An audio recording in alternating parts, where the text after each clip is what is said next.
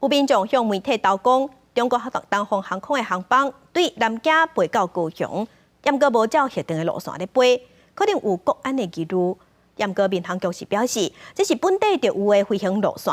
专家嘛讲，路线一定有规定，但是飞行机飞歪去，战机会随监控。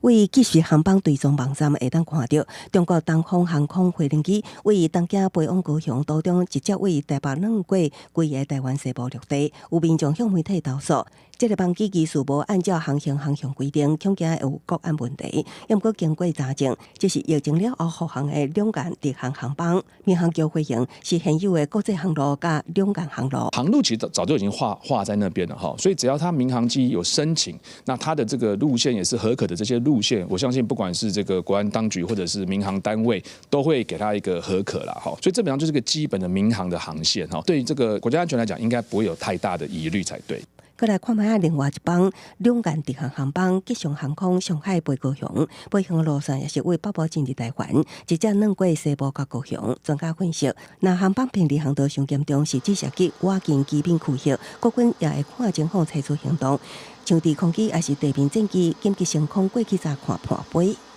主要还是去了解这个空中的目标究竟发生什么问题，他不听这个指挥，然后或者是说甚至还越来越靠近我们的敏感区域，那当然后面就还有一些相关的作为，甚至包括击落都是一个选项。张世豪表示，民航机也有可能因为天气因素等原因偏离航道，航管单位发现班机偏离航线，拢会试着甲飞行机联系，确认原因，等因素消除了后，会要求回归正常航线。记者综合报道。